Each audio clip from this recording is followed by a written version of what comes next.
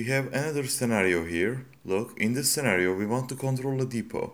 We want to control its capacity. What will happen? Look, I have got a load line here. I am going to control this load line. Now here folks, we are going to collect the loads coming from the left depot to the right depot. There, when the load collects into a certain number, I will no longer want the system to work. After that, when I press the load line button here, it will transport the load into the truck. For this I am going to use yellow sensors. Each time a load passes through the sensors, it will count and my process will take place. Over here, if the load line in the stock field, if empty, if this lamp is not empty, if there is any value inside it, any goods, if the stock value is 50%, this lamp, if it is 90%, this lamp, if it is full, the lamp you see over there will light up. As I told you before, I will press the button nearest the stock band. When I do, the parts will come through the load line and the sensor will pick them up. In order to show the value of it, I use the counter here. Value of this number will increase by 1 and when it is full, the lamp here will be lit.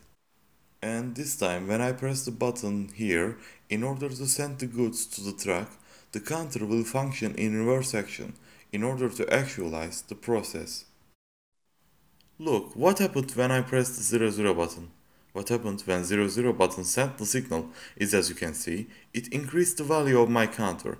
Look at the value of the counter, it will increase starting from 0 to etc. And here, if MW0 field has the value that is equal to 0, Q00 will be lit. And here, this lamp will be lit. Let me show it to you like this. If I could slide it a little bit. This lamp here will be lit. There, if it is not equal to 0, I placed a NOT. If it's not equal to 0, other lamp will be lit. If it is equal to 5, Q02 will be lit. Which means I will accept 10 pieces into this in order to be full. After 10 pieces, this will need to stop working, and about that I will use a software solution. There, when we come to the one with 9 here, Q03, meaning the 90% lamp, while it is 10, the Q5 lamp here, meaning the upper full lamp, and the lamp in the middle of the right depot will be lit. I have taken a precaution about that too. If the value inside the MW10 is bigger than 10, I don't want any more parts coming through the left depot. If the value there is bigger than 10, I don't want any more parts coming through the left depot. Think that the right depot is full. If you keep sending pieces from the left depot, the system will not function, and if you don't want that, you can take this precaution. There, look. We wrote here what would happen if MW0's value is less than 0 or more than 0. Guys, now look over to the M10.1. Which one is M10.1? This is M10.0, look, M10.0 is here. If it's bigger than 10, there won't be any parts coming through here. And here, if it is less than 10, there won't be any transportation from the right depot to the truck, thus reverse action counting will not happen. Now, let's do it like this. Let's start up the simulator from here, put it in run mode, and show you how the system works.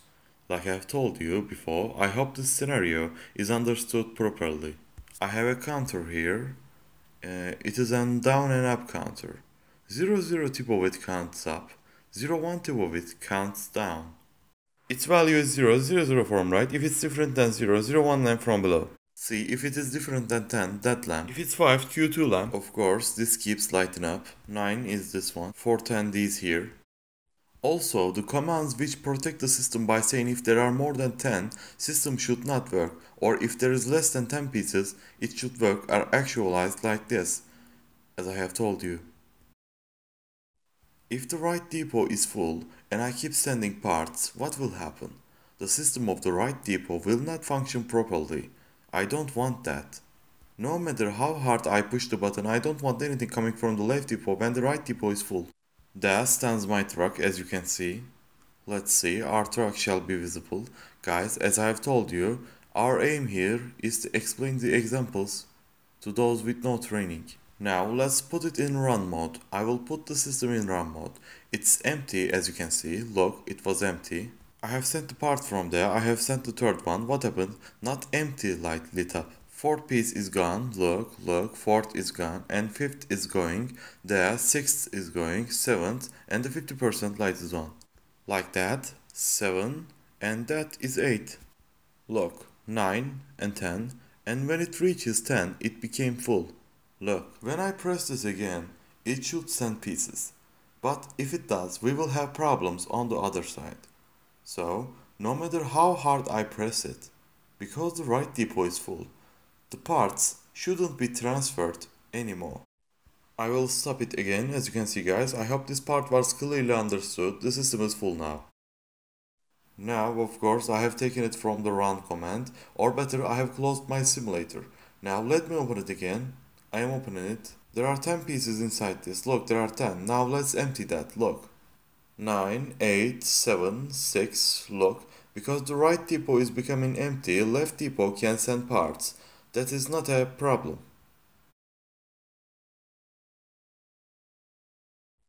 The contents of the right depot, as you can see, I made it like this.